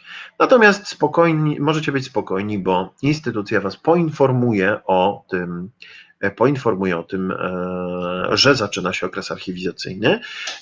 W informacji i promocji bardzo ważna rzecz, pojawiają się tablice pamiątkowe, czyli kończy się realizacja projektu i instytucja będzie badać w takiej kontroli na zakończenie, czy Państwo wywiązaliście się z obowiązków informacji i promocji, czyli czy stoi tablica pamiątkowa. Na to zwracam uwagę, bo o tych tablicach się czasem zapomina. Beneficjent zrealizuje projekt, już odetchnie z ulgą, że robota jest wykonana, natomiast nagle okazuje się, że jeszcze tablica, no zresztą później musi tę tablicę zamówić i przedłużyć realizację projektu, bo tablica wpływa na zakończenie finansowe realizacji. Proszę Państwa, przed końcem projektu warto też ewentualnie myśleć o zmianach w projekcie. Jeśli w którejś z kategorii wydatków macie wydane więcej niż zakładano, czy gdzieś macie nadwyżkę, zanim się projekt skończy, macie do zrealizowania jeszcze jakieś zadania, a występuje nadwyżka, czyli wydano mniej niż zadanie dotyczy, to instytucja być może wyrazi zgodę na przeznaczenie tych środków na inne wydatki, które być może będą niedofinansowane. Czyli jeżeli na przykład w projekcie wystąpiły jakieś zakupy wyposażenia, czy maszyn, czy urządzeń, które zostały wykonane i zostały mi pieniądze, a zaraz za nimi mam zadanie dotyczące robót budowlanych, no to roboty budowlane w większości wypadków i tak kosztują więcej niż zakładano w kosztorysie. W związku z tym być może warto jeszcze przed końcem projektu, jeżeli mam jeszcze jakieś wydatki, spróbować przesunąć oszczędności. Instytucja może pozwolić na przesunięcie między kategoriami do 15% niższej kategorii kosztu. Więc warto ewentualnie przed końcem projektu rozważyć takie przerzucenie pieniędzy, nawet jeśli Państwo już zrealizowali, powiedzmy, te roboty budowlane i zrealizowali zakupy i teraz na zakupach zostało Wam, powiedzmy, 80 000 złotych, to spróbujcie jeszcze przed zakończeniem projektu przerzucić tę oszczędność na roboty, no będziecie mieli o 80 000 mniej wydatków do poniesienia dodatkowo. Później mamy już ostatnie paragrafy dotyczące ochrony danych osobowych, dotyczące rozwiązania umowy, więc tym sposobem, myślę, możemy powiedzieć, że przeszliśmy sobie przez umowę. O sile wyższej już Państwu mówiłem, jak ona działa. Przeszliśmy, proszę Państwa, przez umowę. Postarałem się Państwu opowiedzieć o tych aspektach związanych z zamykaniem projektu, które macie wprost zapisane w umowie o dofinansowanie. W związku z tym zamkniemy sobie pierwszą część wykładową. W drugiej części będziemy rozmawiali o trwałości, o jej zachowaniu, o końcowym wniosku o płatność i tych podstawowych zobowiązaniach dotyczących kwalifikowalności wydatków, w tym po zakończeniu realizacji. W związku z tym 5 minut przerwy, nie więcej, i widzimy się za chwilę. Będę opowiadał o dalszych zagadnieniach.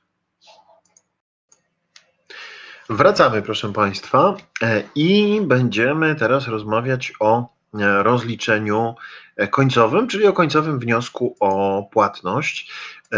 Sporo informacji o wniosku o płatność znajdziecie Państwo w prezentacji, o kwestiach związanych z jego składaniem, wypełnianiem poszczególnych pól. Ona jest pewnego rodzaju materiałem pomocniczym. Dostaniecie te prezentacje, jeśli jeszcze nie dostaliście, to dostaniecie z potwierdzeniami udziału w szkoleniu. I z ważnych rzeczy dotyczących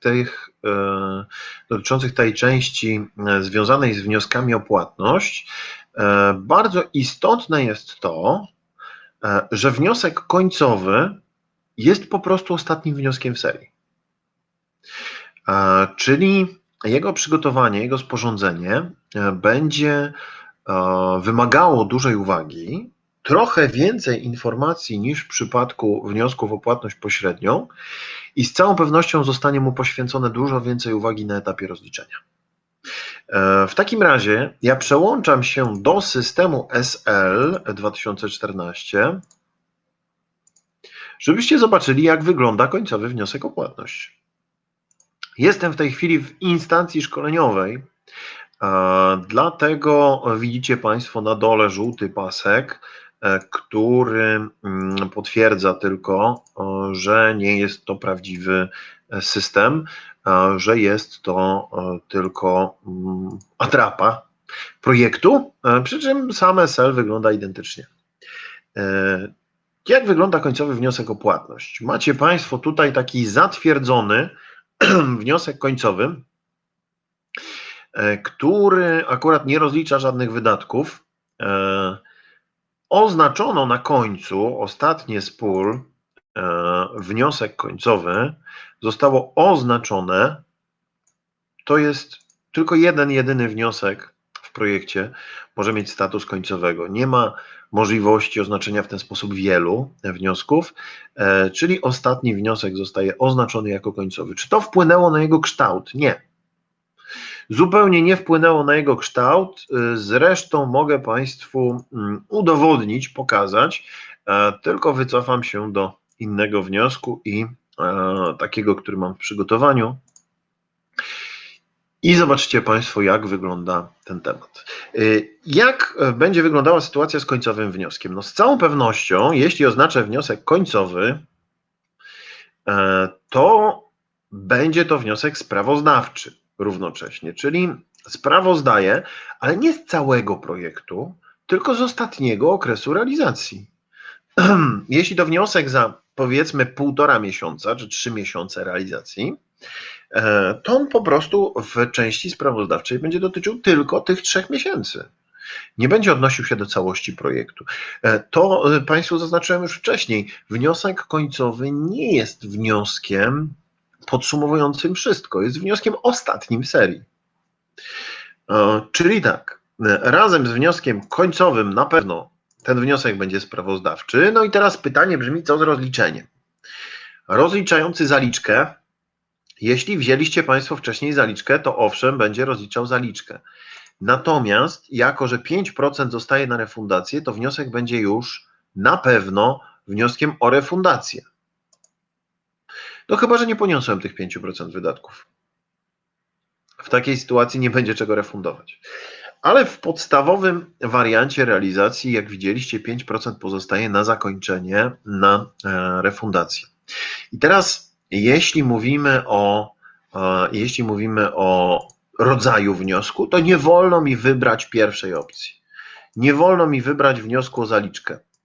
Z jakiego powodu? No, zaliczka zakłada przyszłą realizację jeszcze jakichś działań.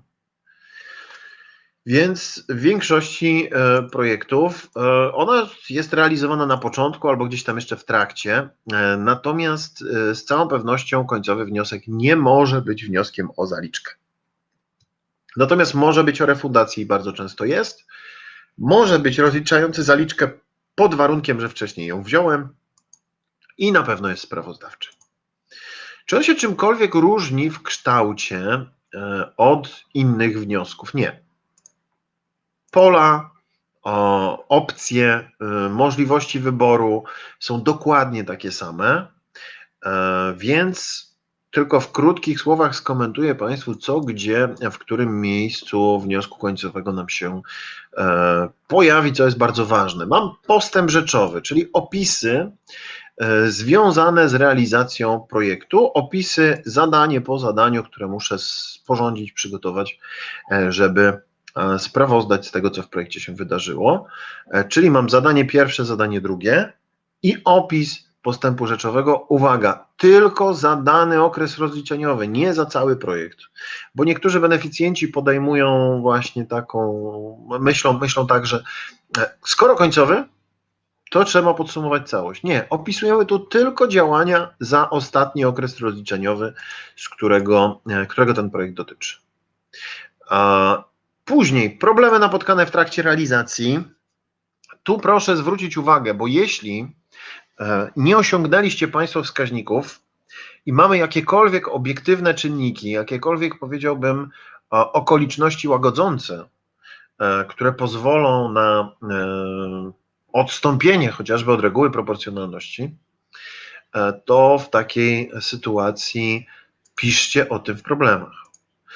Wniosek końcowy jest ostatnim momentem, w którym możecie udowodnić, że to wcale nie nasza wina, że okoliczności, które wystąpiły, uniemożliwiły Państwu funkcjonowanie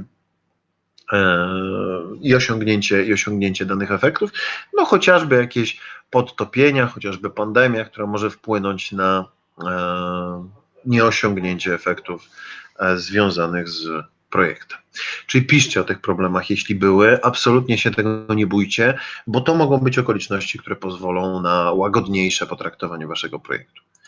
Planowany przebieg realizacji, tu nie zapomnijcie wpisać, że projekt się zakończył albo nie przewiduje się dalszej realizacji, zakończono realizację projektu. Coś tu musicie wpisać. Dlaczego?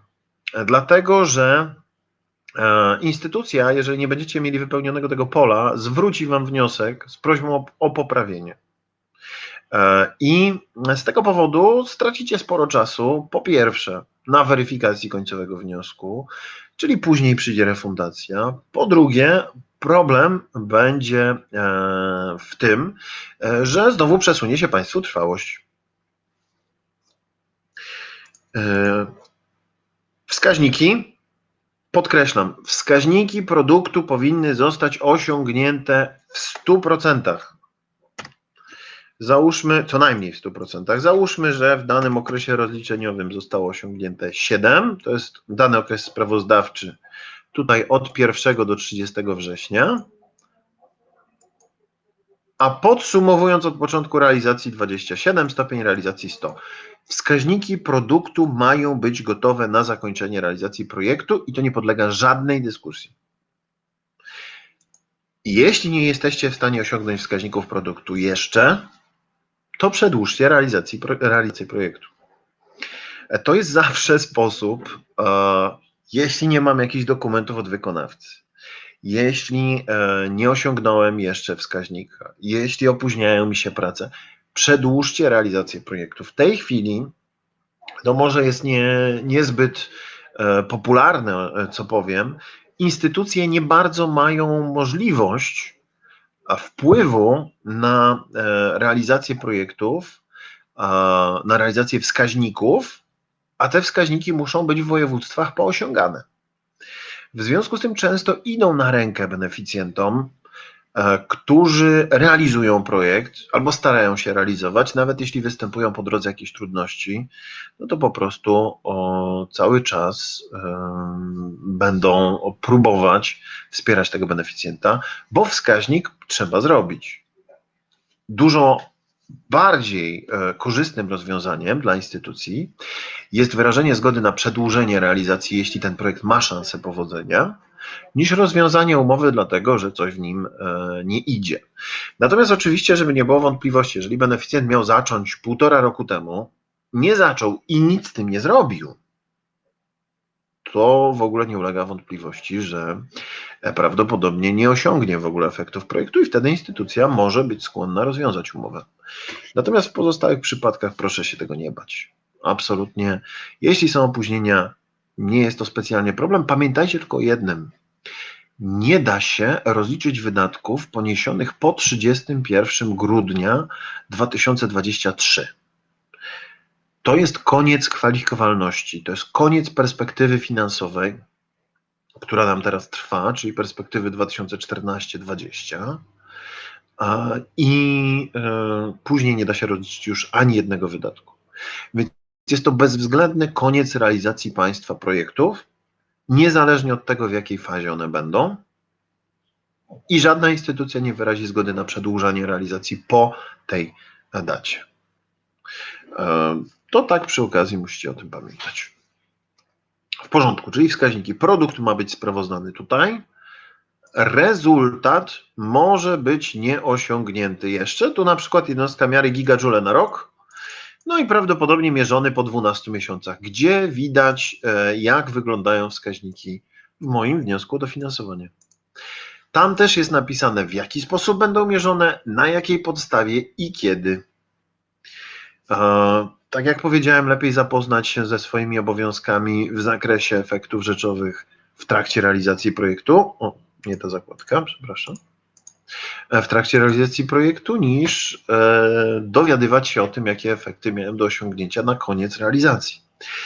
Czasem pojawiają się własne wskaźniki. Mieliście Państwo przy wskaźnikach jeden taki, który nazwany został rezultat z łapy. Nie ja jestem jego autorem, ale dobrze oddaje charakterystykę wskaźnika, bo mówi o tym, że mogłem sobie wprowadzić własny, ręcznie wpisany wskaźnik. Te są najbardziej niebezpieczne, to mogę od razu Państwu powiedzieć. W tej chwili już przez ostatni rok mniej więcej nie ma możliwości wprowadzania takich wskaźników do generatora wniosków o dofinansowanie, ale wcześniej była. I te wskaźniki są naprawdę bardzo wymyślne. Autorzy mieli naprawdę bardzo dużo inwencji twórczej i no bardzo ciężko je osiągnąć. Bo te, które instytucja podpowiadała w generatorze wniosków, te, które można było wybrać z listy, są sporo bezpieczniejsze. Bardzo ważna rzecz, sposób i źródło weryfikacji wskaźników. Macie Państwo we wnioskach zapisane, na jakiej podstawie stwierdzimy, że osiągnięto, i ten sposób to informacja kiedy, a źródło to informacja na jakiej podstawie. Więc jeśli wpisano tam, że oprócz protokołu odbioru będzie jeszcze jakiś raport wykonawcy, to nie zdziwcie się Państwo, że instytucja będzie żądać również raportu wykonawcy. Sprawdźcie po prostu, jakie dokładnie macie źródła weryfikacji pod wskaźnikami. Jeśli będą nieprzejrzyste, niejasne, to musicie wrócić do regulaminu konkursu, w którym był składany wniosek o dofinansowanie. Numer konkursu macie na pierwszej stronie wniosku o dofinansowanie. Myślę, że z łatwością znajdziecie go na stronach Regionalnego Programu Operacyjnego. I teraz tak, po stronie zestawienia dokumentów, czyli w postępie finansowym, końcowy wniosek o płatność, no w końcowym wniosku rozlicza się jeszcze ostatnie dokumenty, czyli następuje zakończenie finansowe, mam ostatni wydatek, więc jakieś dokumenty do rozliczenia wydatków na pewno się pojawią. Wprowadzam tu te ostatnie dokumenty, nie wszystkie z całego okresu realizacji, tylko te ostatnie za ostatni okres rozliczeniowy. W zwrotach, korektach mam możliwość jeszcze skorygowania ewentualnych błędów w starych, poprzednich wnioskach. Jeśli wypatrzyłem, że gdzieś powiedzmy w trzecim wniosku o płatność był błąd, wykazałem zbyt duże wydatki czy zbyt małe wydatki względem dokumentów księgowych, a instytucja mi to omyłkowo zatwierdziła, to teraz mogę jeszcze skorygować to, co zostało sprawozdane właśnie przy pomocy zakładki zwroty korekty, tylko zanim zaczniecie jej używać, bo to jest zakładka do korygowania na historycznych, już pozatwierdzanych wnioskach o płatność, to zanim zaczniecie jej używać, to się skonsultujcie z opiekunem projektu. Najlepiej dzwonić się, powiedzieć, był błąd, przez zakładkę zwroty korekty możemy zmniejszyć albo zwiększyć ten wydatek tam gdzieś kiedyś wykazany, natomiast tylko w porozumieniu trzeba to robić. Następnie mam źródła finansowania wydatków, ale znowu one odnoszą się tylko do tego wniosku o płatność. Środki wspólnotowe, przypominam tylko o tej proporcji wynikającej z drugiego paragrafu umowy. Jeśli Państwa projekt jest finansowany przez środki europejskie i krajowe, czyli macie dwa źródła finansowania w montażu finansowym, dwa źródła, z których pochodzi dofinansowanie, to w tej proporcji wniosek po wniosku powinniście to rozliczać, czyli proporcja środków wspólnotowych, czyli europejskich, do środków krajowych zawsze musi się zgadzać. Poza tym musicie tu właśnie w źródłach finansowania wykazywać wkład. I wkład wykazuje się zależnie od tego, czy jesteście Państwo samorządem, wtedy w budżecie jednostek samorządu, innym podmiotem, który ma krajowe środki publiczne, to wtedy tutaj, albo biznesem czy organizacją pozarządową i wtedy w środkach prywatnych. Najważniejsze w końcowym wniosku, wkład powinien się zejść do procentowej wartości, jaka była zakładana. A montaż finansowy, czyli środki wspólnotowe i krajowe, powinny się zejść do tej proporcji, która była zakładana we wniosku o dofinansowanie, w zasadzie w umowie o dofinansowanie. Rozliczenie zaliczek to jest jedyne pole, w którym w finansach podsumowuje cały projekt, a nie tylko ostatni okres rozliczeniowy. Tu podsumowuję wszystkie zaliczki, które dostałem w projekcie dotychczas, powiedzmy 1,5 miliona, ewentualnie zwrócone zaliczki, ale załóżmy, że takich nie było, i ewentualne rozliczone w poprzednich wnioskach oraz kwotę rozliczaną bieżącym wnioskiem. Załóżmy, że wyglądało to w ten sposób. Właśnie. Proszę spojrzeć. 100% rozliczenia zaliczek to nas interesuje. W końcowym wniosku o płatność tak być powinno. Zaliczka powinna zostać rozliczona w 100%. Zresztą na Warmii i Mazurach rozliczanie 100% zaliczki jest po prostu warunkiem w projektach FRR-u. Zwracam uwagę na odsetki.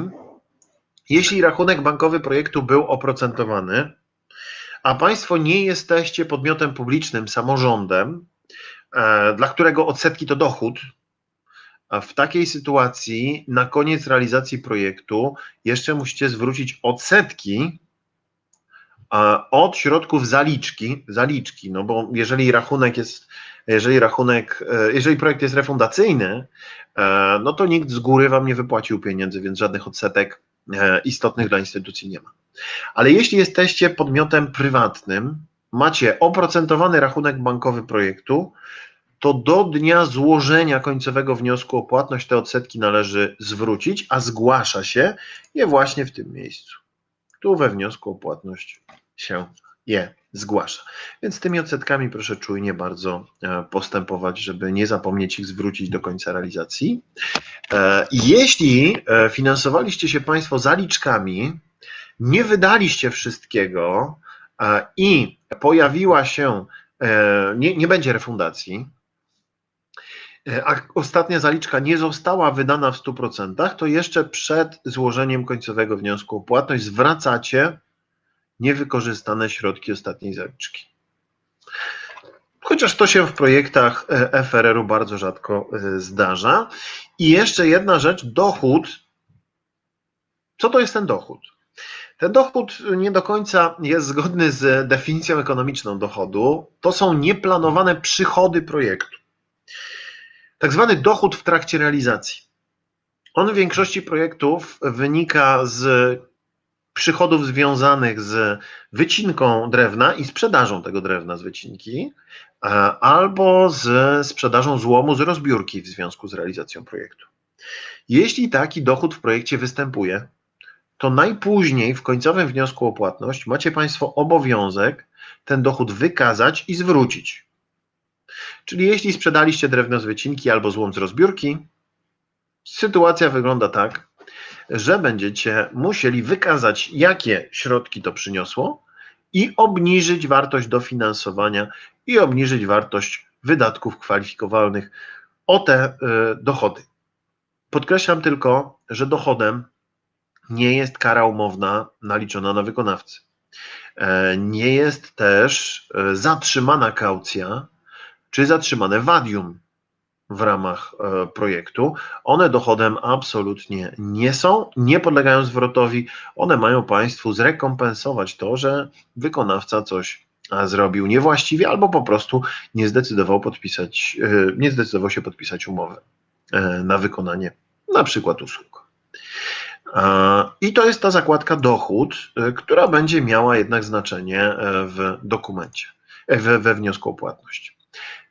I teraz tak, w zakładce informacje powinna Państwa interesować ta część dotycząca oświadczeń. Wypełniacie ją regularnie, co wniosek o płatność, ten kto go składa oświadcza, że wydatki są poprawne, kompletne, że odzwierciedlają postęp realizacji, że nie pominięto żadnych informacji.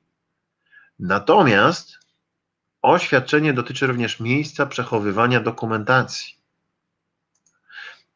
I tu w końcowym wniosku o płatność proszę zwrócić uwagę na to, że to jest miejsce przechowywania dokumentacji po zakończeniu realizacji projektu. Wasza umowa o dofinansowanie mówi o tym, że jeśli to miejsce się zmieni, to powinniście to zgłosić instytucji. Ale tu, jeśli projekt się kończy i na przykład cała dokumentacja projektu będzie się znajdować w nowo wybudowanym, właśnie w związku z projektem budynku, no to trzeba tu wpisać ten adres. Bardzo często tak jest, że beneficjent najpierw trzyma dokumenty w swojej siedzibie, a później, kiedy postawi w związku z projektem nowy budynek, to tam będą przechowywane dokumenty projektu.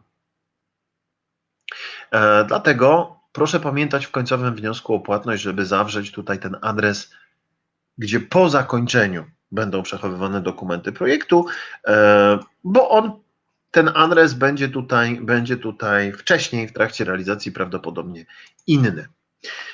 W zakładce załączniki znajdą się te wszystkie załączniki wymagane przez umowę o dofinansowanie i w przypadku VAT-u, jak już mówiliśmy, ta interpretacja przepisów prawa podatkowego.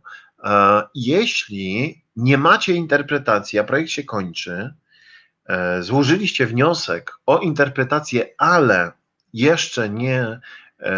jeszcze interpretacja nie wpłynęła, a termin na złożenie końcowego wniosku o płatność już za chwilę upłynie, proszę złożyć końcowy wniosek w terminie i instytucja Was ewentualnie wezwie do uzupełnienia tej interpretacji, no ewentualnie, na pewno Was wezwie do uzupełnienia interpretacji, ale być może wezwie Was również do innych uzupełnień i wtedy będziemy mieli załatwioną sprawę. Zakładka podsumowanie może Państwa interesować o tyle, że widzimy tu już, jak względem wydatków z umowy ułożyły się wydatki od początku realizacji projektu i jaki ich procent został osiągnięty. To jest podsumowanie, w którym się nic nie uzupełnia. Na podstawie danych, które zostały wprowadzone w postępie finansowym, to wszystko zostało wypełnione. Czyli wniosek końcowy nie różni się od pozostałych wniosków zupełnie niczym. Jeśli chodzi jeszcze o pozostałe zakładki, nie zapomnijcie, jeśli macie personel w projekcie, jeśli zatrudniacie na etacie ludzi w projekcie, no wolontariuszy nie macie, ewentualnie osoby fizyczne prowadzące działalność gospodarczą, które są beneficjentem, też niech nie zapomną, żeby wprowadzić dane do bazy personelu. Bo jeśli będą wydatki związane z personelem w projekcie ujęte, kwalifikowalne wydatki związane z personelem, a tego personelu nie będzie tutaj w zakładce baza personelu, to po prostu nie da się tego rozliczyć. czyli instytucja będzie musiała zwrócić Państwu wniosek do poprawy. Pani Urszula pyta, czy interpretacja, domyślam się, że chodzi o VAT, dotyczy również projektów EFES. Nie. To jest wymóg tylko projektów FRR.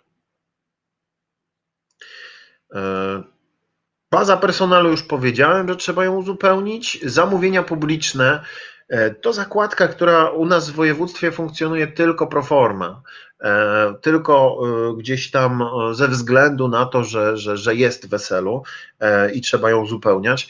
Natomiast kontrola zamówień nie odbywa się tu przez zakładkę, a odbywa się na nośnikach, na których przekazujecie Państwo instytucji zamówienia. No ale niech te zamówienia publiczne będą tu wypełniane na bieżąco. Uczestników Państwo nie macie w projektach, więc tak naprawdę mamy tu stosunkowo łatwo z końcowym wnioskiem. Jeśli chodzi jeszcze o harmonogram płatności, to jego się już na koniec nie zmienia, bo zakładamy już zakończenie realizacji i zamknięcie projektu. Jako że nie wnioskujecie już o żadne środki dofinansowania, to ten harmonogram modyfikacji nie będzie podlegał. Ale jeśli na koniec realizacji zdarzy Wam się przedłużyć realizację projektu, to w harmonogramie płatności również będzie trzeba uwzględnić to przedłużenie i to, że końcowy wniosek o płatność po prostu zostanie złożony później.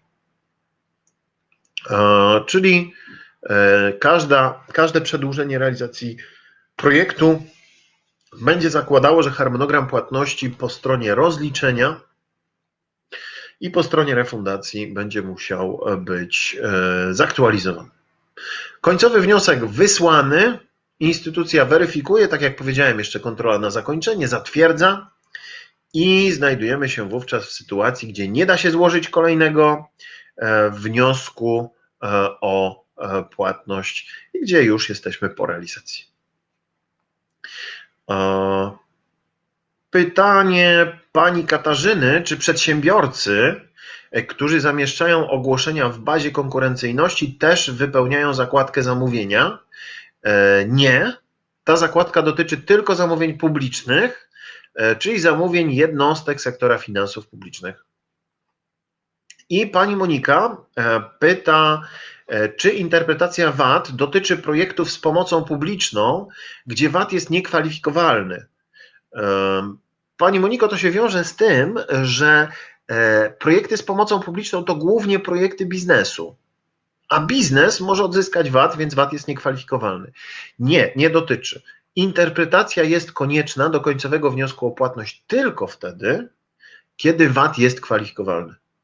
W pozostałych przypadkach tej interpretacji się nie uzyskuje.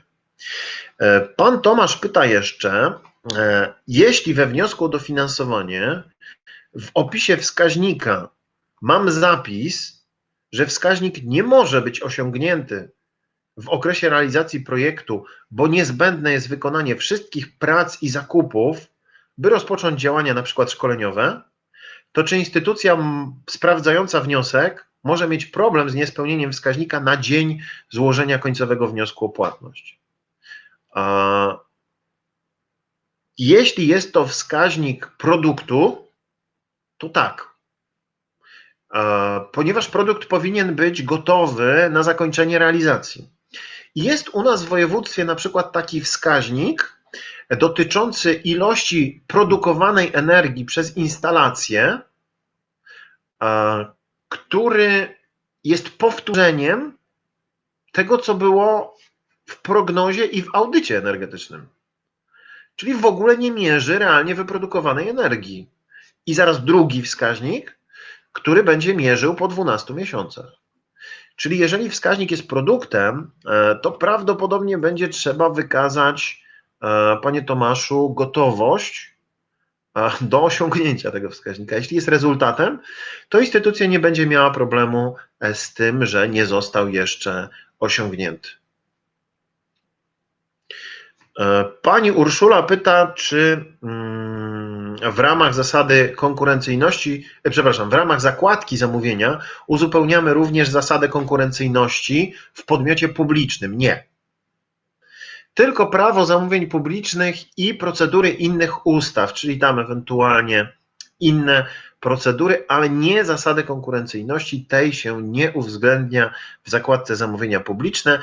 Nie ma też takiej opcji do wyboru w zakładce zamówienia publiczne jak zasada konkurencyjności. Jest konkurs, są wszystkie tryby ustawy PZP, natomiast nie ma zasady. Proszę Państwa, no to przechodzimy do zagadnień związanych z trwałością. Opowiedziałem Wam o końcowym wniosku o płatność i wchodzimy w trwałość jako zagadnienie, które może Państwa mocno interesować na zakończenie realizacji, bo pojawia się pytanie, co można, a czego nie. Trwałość jest zagadnieniem ogólnoeuropejskim. Wszystkie kraje członkowskie mają te same zasady. Wpisano tę trwałość do rozporządzenia ogólnego Komisji. W artykule 71 mamy informację, jak ta sytuacja wygląda. I teraz kogo dotyczy trwałość? Dotyczy wszystkich beneficjentów, którzy realizują infrastrukturę lub inwestycje produkcyjne. Powiedziałbym krótko, dotyczy wszystkich beneficjentów FRR-u. W tym wypadku w ramach realizacji projektu będę miał obowiązek zachowania w określonym kształcie tego mojego projektu infrastruktury, czyli na przykład środków trwałych związanych z realizacją projektu. I teraz te środki trwałe są zgodne z definicją z ustawy o rachunkowości. Tę definicję widzicie Państwo na slajdzie, nie ma sensu, żebym ją czytał. Jednostkowa wartość środka trwałego w tej chwili to 10 tysięcy, co najmniej 10 tysięcy złotych netto i z tego powodu no niemal każdy projekt FRR-u objęty jest trwałością, tym bardziej, że odgórnie przyjmuje się po prostu, że wszystkie te projekty są związane właśnie tym wymaganiem. Trwałość pojawia się w wytycznych kwalifikowalności wydatków. Na 25 stronie w rozdziale 5.3 będzie opisana, ale w ten sam sposób jak w prezentacji, więc z całą pewnością zachęcam Państwa najpierw do sięgania do wytycznych, a potem do prezentacji, ale zasady są niezmienne już od wielu lat i warto o tym wiedzieć. Ile czasu trwa ta trwałość? 5 lat to jest bazowy okres trwałości, natomiast może być krótsza. Dla mikro, małych i średnich przedsiębiorstw trwałość będzie trwała 3 lata. Taka ciekawostka, że w Kujawsko-Pomorskim dla wszystkich trwa 5 lat, bo to uprawnienie kraju i instytucji do skrócenia okresu trwałości do lat 3. Mikro, małe, średnie przedsiębiorstwo ma na Warmii i Mazurach 3 lata trwałości, duże przedsiębiorstwo 5, przy czym pamiętajcie proszę, że dużym przedsiębiorstwem jest każdy podmiot publiczny. Oczywiście to również podmiot prywatny, który zatrudnia co najmniej 250 osób i osiąga określone przychody z działalności, też jest przedsiębiorstwem dużym, ale takich dużych przedsiębiorstw jest mało w regionie i jeszcze mniej z tych podmiotów realizuje projekty. 5 lat albo 3 lata od kiedy? Zaznaczyłem to Państwu mówiąc o umowie. Od płatności końcowej na rzecz beneficjenta. Czyli nie od zakończenia projektu. I tu bardzo uważajcie, bo są dziesiątki przypadków, gdzie ta trwałość zostaje naruszona właśnie ze względu na to, że beneficjent nie potrafi jej policzyć. Więc spójrzcie, następuje zakończenie finansowe realizacji projektu, załóżmy dziś. Ja mam 30 dni na złożenie końcowego wniosku o płatność, więc muszę to zrobić do 16 stycznia. Składam wniosek o płatność w ostatnim dniu terminu. Instytucja bierze się za jego weryfikację. No tak naprawdę ma na to 90 dni. Ale jeśli jeszcze weryfikowane są zamówienia, jeśli pojawiają się jakieś wątpliwości, niejasności, pojawiają się czasem wydłużenia tego terminu. Widziałem przypadki, gdzie weryfikacja trwała sporo dłużej, ale jeszcze opóźniać ją może kontrola na zakończenie. A kontrola musi gdzieś zmieścić w harmonogramie tego beneficjenta. Czyli do zatwierdzenia końcowego wniosku o płatność 6 miesięcy od złożenia tego wniosku to nie jest jakoś ekstremalnie dużo. Znam przypadki, gdzie minęło 9, 10, 11 miesięcy tu u nas w regionie. Więc widzicie Państwo, trzeba zwracać uwagę na to, że ta trwałość będzie się kończyć nie 3 albo 5 lat od zakończenia realizacji projektu, tylko od tej płatności końcowej. To oznacza, że ja jestem związany pewnymi dodatkowymi obowiązkami w związku z projektem przez stosunkowo długi czas po jego zakończeniu. Liczy się okres trwałości od daty ostatniej płatności. Jeśli tej płatności nie ma, będziemy mieli wymagania dotyczące zatwierdzenia końcowego wniosku o płatność, czyli od zatwierdzenia tego wniosku będzie się liczyć okres trwałości. Ważna rzecz dotycząca przepisów pomocy publicznej. Jeśli Państwo udzielacie pomocy, czyli jest to pomoc tak zwana na drugim poziomie, nie tylko z niej korzystacie, ale również udzielacie, to wówczas trwałość ma 3 albo 5 lat. Ale projekt w zakresie udzielania pomocy, udzielonej pomocy, tak to lepiej ująć, będzie weryfikowany, będzie mógł być weryfikowany do 10 lat. Bo Komisja Europejska ma prawo do 10 lat weryfikować legalność udzielanej pomocy. Czyli tak samo, jeśli projekt jest z pomocą publiczną, instytucja, która Wam udzieliła pomocy, może być kontrolowana przez Komisję i krajowe organy odpowiedzialne za pomoc publiczną, to jest Urząd Ochrony Konkurencji i Konsumentów, przez 10 lat. Ale to nie jest typowa trwałość. To nie jest tak, że ta trwałość jest wydłużona. Nie, absolutnie. To jest po prostu prawo do kontroli pomocy publicznej przez dłuższy okres. OK. Czyli płatność końcową już mamy ustaloną. To jest ostatnia refundacja. Jak jej nie ma, to bierzemy datę zatwierdzenia i tym sposobem liczymy koniec trwałości. W Urzędzie Marszałkowskim w Łódzkim zdarzyło się mi usłyszeć właśnie w trakcie szkolenia bardzo dobrze i mądrze skonstruowaną definicję. Płatność końcowa to nie jest początek trwałości. To jest początek liczenia końca trwałości. Czyli trwałość rusza w momencie, kiedy Państwo skończycie projekt, a kończy się 3 albo 5 lat od płatności końcowej. To ładnie nazwali mi właśnie uczestnicy jednego ze szkoleń w Łodzi. Czego nie wolno mi zrobić w okresie trwałości, czyli wymagania dotyczące jej zachowania. Po pierwsze, nie mogę zaprzestać działalności. Zaprzestanie działalności jest dopuszczalne tylko w przypadku upadłości i tylko takiej upadłości, która nie jest oszukańczym bankructwem.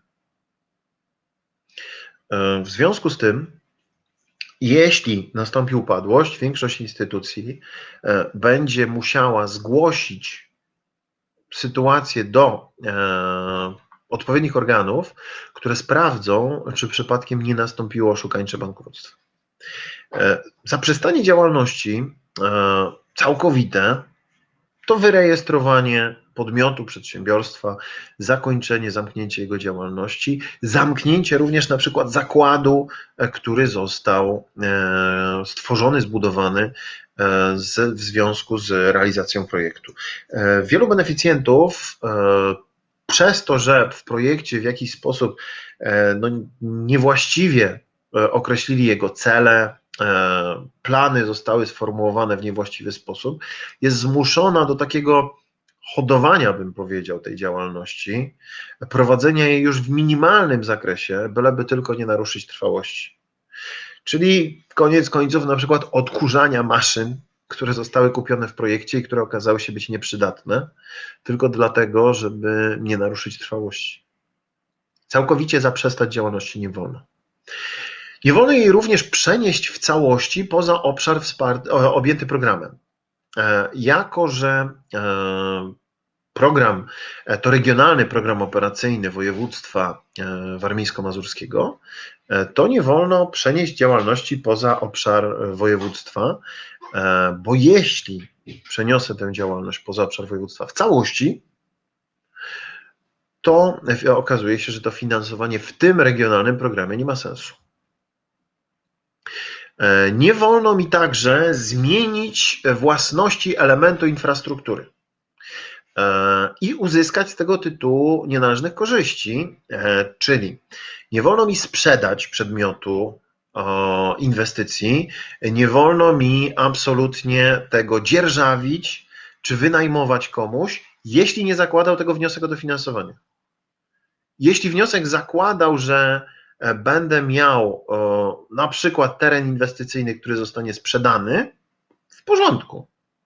Natomiast jeśli chodzi o zmianę własności, dzierżawa, najem czy jakakolwiek sprzedaż nie wchodzi w grę w całym okresie realizacji projektu i po jego zakończeniu w okresie trwałości, no bo będzie to typowe naruszenie trwałości. I tu trzeba uważać, bo to powoduje na przykład problem natury organizacyjnej, kiedy Państwo zrealizowali dany wydatek w projekcie i powiedzmy po 2-3 latach po zakończeniu realizacji okazuje się, że no nie ma sensu utrzymywanie tego w tej formie, sprzedajmy to, no to jesteśmy zablokowani.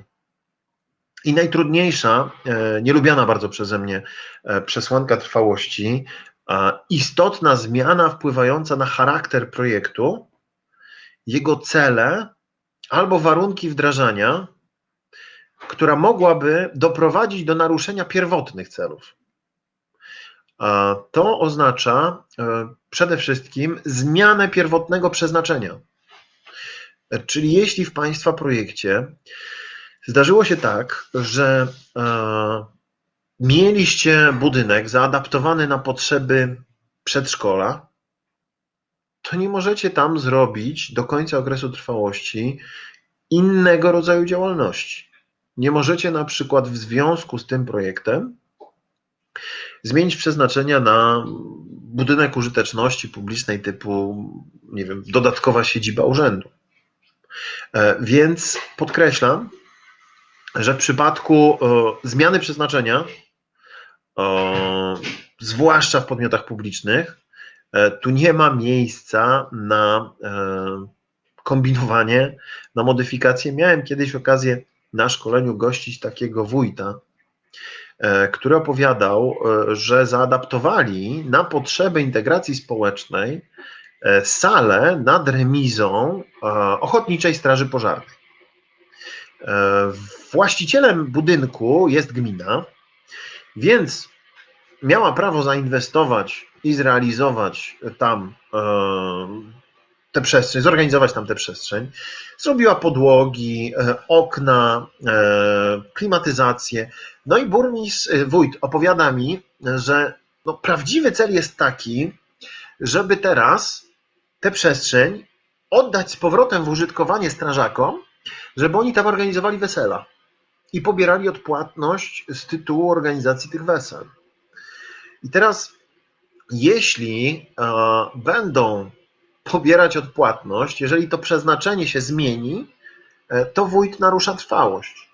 Więc zwłaszcza w podmiotach publicznych, no bo tam jest najwięcej, chociaż nie, w biznesie też jest dużo wizjonerów, ale bardzo proszę pilnować tego, bo to się wszystko dzieje po zakończeniu realizacji projektu.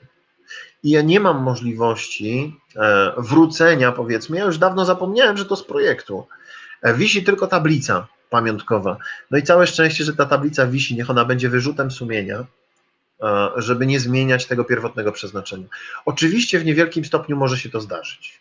Może być tak, że będzie trzeba jakoś zmodyfikować przeznaczenie. Powiedzmy, było przedszkole, zróbmy żłobek. I na to się instytucja zgodzi. Ale za każdym razem taka zmiana musi być zgłoszona instytucji, nawet po zakończeniu realizacji projektu, zwłaszcza po zakończeniu, i taką zgodę musicie Państwo uzyskać. Co ważne, podmioty prywatne. Nie bójcie się proszę, jeśli projekt jest objęty pomocą publiczną, nie bójcie się prowadzić działalności gospodarczej odpłatnej w związku z projektem. Nie sugerujcie się tutaj przesłanką dotyczącą zmiany własności elementu infrastruktury. Jeśli budujecie, adaptujecie pomieszczenia, które będziecie później w ramach swojej działalności wynajmować, i taki jest pierwotny cel projektu, to ich wynajmowanie nie jest naruszeniem trwałości. Jaka jest kara za naruszenie trwałości? Jeśli zostanie naruszona trwałość, to proporcjonalnie do okresu naruszenia występuje niekwalifikowalność i zwraca się środki z odsetkami podatkowymi właśnie proporcjonalnie do okresu naruszenia. Jeśli trwałość miała być 3-letnia, ja po 2 latach zmieniłem przeznaczenie budynku, to rok mam naruszenia. 1 z 3 to 33%. I w ten sposób mamy to załatwione. Naruszeniem trwałości jest przeniesienie również działalności poza obszar Unii Europejskiej. Ja nigdy nie traktowałem tej przesłanki poważnie, bo całą swoją działalność, całe swoje życie gdzieś tam skupiałem w Warszawie, natomiast po tym jak przeniosłem się do Elbląga, zauważyłem, że ten obszar poza Unią Europejską jest stosunkowo blisko. W związku z tym tutaj może faktycznie ta przesłanka mieć znaczenie. Proszę Państwa, naruszenie trwałości zawsze będzie naruszeniem przepisów prawa unijnego i krajowego i będzie się wiązało ze zwrotem środków z odsetkami jak dla zaległości podatkowych. Oczywiście w przypadku naruszenia teoretycznie powinniście poinformować instytucję o naruszeniu trwałości, natomiast w praktyce to kontrola to wynajduje. I uważajcie, kontrola trwałości i ankieta trwałości. Te zagadnienia są badane przez kontrole, które fizycznie mogą do Państwa przyjść i sprawdzić, czy dalej stoi i działa, albo przez ankiety trwałości, czyli oświadczenia o zachowaniu trwałości, które dotyczą właśnie zjawiska trwałości, czyli czy prowadzicie działalność, jakie jest przeznaczenie danej infrastruktury czy urządzeń, w jaki sposób wygląda bieżąca sytuacja w projekcie i na przykład zarówno kontrola, jak i ankieta mogą zostać rozszerzone chociażby o kwestie związane z VAT-em i jego kwalifikowalnością, bo VAT mogę odzyskiwać 5 lat wstecz. Czyli w okresie trwałości jeszcze pytania o VAT się mogą zawierać. Mogą się pojawić w ankiecie czy kontroli kwestie archiwizacji dokumentów, bo w umowie zapisano, że macie to zrobić w sposób bezpieczny, poufny i dostępny, więc czy ta dokumentacja jest tak składowana? Takie pytania się mogą pojawić. Mogą się pojawić też kwestie związane z innymi aspektami realizacji projektu, na przykład generowaniem dochodów. Jeśli Państwo planowali określone dochody projektu, jeśli one będą trochę inne, nic się nie stanie, dopóki nie będzie naruszenia trwałości. Czyli dopóki nie sprzedacie elementu infrastruktury, czy nie wynajmiecie w nieuprawniony sposób elementu infrastruktury finansowanego w projekcie. W pomocy publicznej trwałość będzie miała znaczenie i również będzie występowała. Jedynym uprawnieniem do zaprzestania działalności, przypominam, jest upadłość. Co jest dopuszczalne w okresie trwałości? W krótkich słowach chciałem to skomentować. Zmiana podmiotu zarządzającego projektem. Jeśli się Państwo przekształcicie, jeżeli z jakichś przyczyn chociażby ustawowych nastąpi jakaś reforma administracji i nam się coś pozmienia, to oczywiście zmiana podmiotu zarządzającego jest dopuszczalna, tylko nie może dawać nienależnych korzyści. Czyli nie ja, podmiot A, sprzedaję Tobie, podmiocie B, projekt, tylko po prostu w jakiś sposób się przekształcam. Zgłosić to trzeba koniecznie instytucji, bardzo zwracam uwagę na to, że w umowie jest to zapisane. Zmiana sposobu świadczenia usług, na przykład teraz mieliśmy świadczyć usługi stacjonarne, wyposażamy restaurację, załóżmy tu w Elblągu, i mieliśmy świadczyć usługi stacjonarne, przechodzimy w całości do dostaw. No w porządku, wymuszona zmiana sposobu świadczenia usług. Zmiana wysokości wskaźników produktu i rezultatu jest dopuszczalna, zwiększenie ich, w sensie osiągnięcia ich większej wartości, tak, jak najbardziej. Ale dopisałem, że dopuszczalny jest też wynajem, dzierżawa, licencja czy oddanie w użytkowanie, jeśli projekt to zakładał. Jeśli tego nie zakładał, to jest to typowe naruszenie trwałości. Jeśli chodzi o regułę proporcjonalności, powiedziałem Państwu już wszystko, a w prezentacji macie jeszcze kilka slajdów na ten temat wyjaśniających po prostu, jak działa reguła, ale powiedziałem o tym przy umowie. I jeśli chodzi o weryfikację trwałości, czyli kontrolę i ankietę trwałości, to już Państwo również o tym wiecie wszystko. Punktualnie, jak zwykle, wybiła godzina 12, więc ja kończę część wykładową i będę teraz odpowiadał na pytania. Widziałem, że wcześniej pojawiły się